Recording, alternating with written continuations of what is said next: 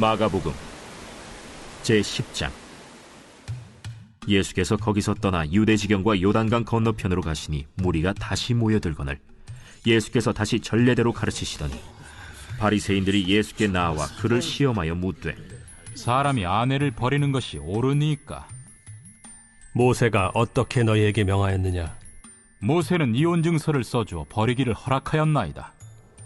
너희 마음이 완악함으로 말미암아 이 명령을 기록하였거니와 창조 때로부터 사람을 남자와 여자로 지으셨으니 이러므로 사람이 그 부모를 떠나서 그 둘이 한 몸이 될지니라. 이러한즉 이제 둘이 아니요 한 몸이니 그러므로 하나님이 짝지어 주신 것을 사람이 나누지 못할지니라 하시더라. 집에서 제자들이 다시 이 일을 물으니, 누구든지 그 아내를 버리고 다른 데에 장가드는 자는 본처에게 간음을 행하며 또 아내가 남편을 버리고 다른 데로 시집가면 간음을 행함이니라. 할렐루야. 사랑하는 열린문교회 성도 여러분, 오늘도 주님이 주시는 참 평안 가운데 단잠 주무셨습니까? 3월 8일 금요일 하나님께서 허락하신 귀한 하루가 시작되었습니다. 오늘도 하나님께서 주시는 마가복음 말씀을 통하여 하나님의 마음이 읽혀지고, 그리고 또 그 세운 기준으로 오늘 하루를 살아내시는 저와 여러분들이 되셨으면 좋겠습니다. 오늘 매일 성경의 제목은 사람이 나누지 못할지니라 라고 되어 있습니다. 오늘 말씀은 바리새인들이 예수님을 시험하고자 이혼에 대해서 묻고, 이에 대해 이혼과 결혼에 대해서 예수님께서 말씀하고 계십니다. 이전에 세례 요한이 헤롯과 헤로디아의 결혼을 놓고 이혼한 것에 대해서 부당함을 이야기하다가 참수당한 일이 있었습니다. 이에 바리새인들은 그와 같이 예수님이 부정적인 이야기를 하여 공경에 빠뜨리기 위하여 이와 같은 질문을 또 하고 있는 것인데요. 크리스찬들은 술을 먹어도 되나요? 처럼 이혼을 해도 되나요? 라는 이 질문은 지금까지 단골 질문으로 계속 되어지는 것 같습니다.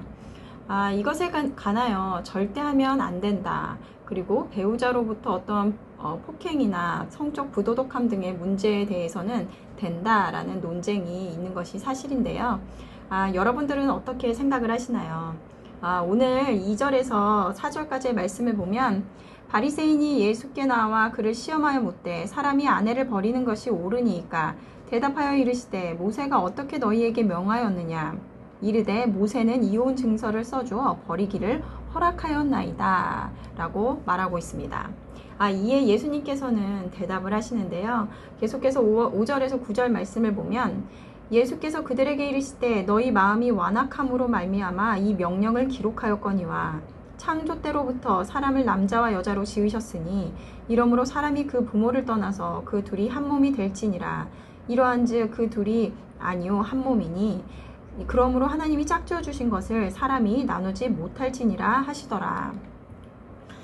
예수님께서는 창세기의 말씀을 인용하시면서 남자가 부모를 떠나 그 아내와 합하여 둘이 한 몸을 이룰 것이다 라고 말씀을 하시며, 하나님이 정하신 그 창조 질서에 대해서 말씀하고 계십니다. 이것은 단순히 육체적인 결합뿐만 아니라 영적인 연합을 이루는 것을 말하며, 하나님께서 정하신 것이기에 이에 대해서 서로에게 결혼의 의무가 생기게 되는 것입니다. 그리고 또한 말라기에서는 하나님께서는 이혼을 싫어하신다라고 되어 있습니다. 분명히 하나님께서는 하나님이 짝지어 주신 것을 사람이 나누지 못할 것이라고 하며 이혼에 대해서 기뻐하지 않으심을 분명히 말씀하고 계십니다. 그렇다면 왜 구약에서는 모세는 이혼 증서를 써서 이혼을 하게 하였을까요? 신명기 24장 1절 말씀을 보면, 사람이 아내를 맞이하여 데려온 후에 그에게 수치되는 일이 있음을 발견하고 그를 기뻐하지 아니하면 이혼 증서를 써서 그의 손에 주고 그를 자기 집에서 돌려보낼 것이요. 바리새인들은 이 말씀을 인용하며 모세는 이혼 증서를 써주어 버리기를 허락하였다라고 하며 이혼을 정당화하므로 이 시대에도 이혼을 쉽게 하는 자들이 있었다라는 것입니다. 그렇다면 이 신명기의 말씀은 어떤 의미였을까요? 이에 예수님께서는 오늘 말씀에 너희의 완악함으로 인하여 라고 이 명령을 기록하였다라고 말씀하고 계십니다. 그 당시 사회에는, 모세 사회 시대에는 남성 중심의 사회 속에서 많은 여성들이 남성에 의해서 부당하게 이혼을 당했고, 그리고 또 이혼을 당한 여성들은 홀로 생존하기가 어려웠습니다. 그렇기 때문에 여성들을 보호하기 위해서 수치가 되는 일, 즉 성적으로 부도덕한 일을 행한 경우에만 이혼 증서를 써서 이혼을 할 수 있게 하므로 아무렇게나 여자들을 버리지 못하게 하였다는 것입니다. 이렇게 사회적으로 약자의 입장에 있었던 여자들이 부당한 대우를 받지 않게 하기 위하여 만들어진 것이었으나, 그러나 그들은 이것을 이혼의 정당한 사유로 받아들였다라는 것입니다. 고린도전서에서는 결혼과 이혼에 대해서 사도 바울이 말을 하고 있는데요. 성경에서는 이혼의 사유가 이렇게 성적 부도덕함, 배우자의 간음, 또는 고린도전서에서 이야기하는 것처럼 믿지 않는 배우자가 함께 살기를 원하지 않은 경우 허용한다라고 되어 있습니다. 그렇다면 우리는 이 두 경우에는 이혼을 망설임 없이 하면 되는 것일까요? 아니면 이 두 경우가 아닌 배우자에게 학대를 받는다면 어떻게 해야 되는 것일까요? 어떤 사람이 정말 어떻게든 이혼을 하고 싶은 마음으로 말씀의 근거를 찾는다면 그에 해당하는 말씀을 찾을 수 있을 것입니다. 하지만 이혼할 만한 상황이나 내 감정이 먼저가 아니라 정말 하나님께서 이것을 기뻐하실까라는 목적이 먼저가 된다면 말씀을 내 욕구에 대한 정당한 근거로 대하지 않을 것입니다. 하나님은 이혼을 싫어하십니다. 하지만 인간의 나약함으로 인하여 부당한 대우를 받는 약자들이 생겨나실 것을 아셨고, 그리고 또 이것을 위하여 이혼을 허락하셨습니다. 저는 오늘 이 말씀이 단순히 이혼을 해야 되나 말아야 되나, 아니면 어떤 때에 이혼을 할 수 있느냐에 대한 것을 말하는 것은 중요하지 않다고 생각합니다. 오늘 말씀을 통하여 우리가 말씀을 대하는 태도에 대해서 말씀하고 계시리라 믿습니다. 사도 바울은 배우자가 믿지 않는 자여서 이혼을 원할 경우 그것에 묶이지 말고 이혼을 하라라고 말하였습니다. 고린도전서 7장 15절 말씀을 보면 꼭 믿지 아니하는 자가 갈리거든 갈리게 하라. 형제나 자매나 이런 일에 구애될 것이 없느니라. 그러나 하나님은 화평 중에서 너희를 부르셨느니라. 복음은 나와 가정에, 그리고 이 세상 가운데 화평을 주기 위한 것이지 나눔과 분쟁과 다툼을 주기 위한 것이 아니라는 것입니다. 오늘 말씀을 보며 같은 하나님의 말씀이나 어떤 이들은 이혼 증서를 써주게 했던 그 율법의 참된 의미와 의도는 모른 채 오히려 이를 이용하여 자신들의 이혼의 정당함의 근거로 삼았습니다. 말씀은 내가 어떤 입장에서 해석하느냐에 따라서 달리 적용될 수 있습니다. 내 유익과 내 탐욕을 채우기 위하여 하나님의 말씀을 보는 자와 아니면 하나님께 영광을 드리는 삶을 위한 목적으로 말씀을 대하는 자, 과연 어떤 이들에게 온전한 하나님의 말씀이 보여질 수 있을까요? 계속 되어지는 말씀 속에서 예수님의 제자들은 그들이 이루고자 하는 욕망을 갖고 예수님을 대하였기에 진정한 예수님을 알아보지 못했으며, 또 바리새인들은 또한 예수님을 시험하고자 함으로 예수님을 대하였기에 참 하나님이신 예수님을 알아보지 못하였습니다. 사랑하는 성도 여러분, 이제는 이럴 때는 이렇게 하고 저럴 때는 저렇게 하는 것이라는 율법적인 생각과 사고가 아니라 율법의 참된 의미, 예수님이 말씀을 주시는 그 깊은 의미가 무엇인지를 나는 어떠한 목적으로 또 말씀을 대하는지를 생각하고 고민하는 하루가 되었으면 좋겠습니다. 하나님의 마음으로 말씀을 대할 때 그 참된 의미가 내 안에 들어오고 그것으로 참 평화를 이룰 줄로 믿습니다. 함께 기도하시겠습니다. 하나님 감사합니다. 오늘도 귀한 하나님의 말씀을 듣게 하시니 감사합니다.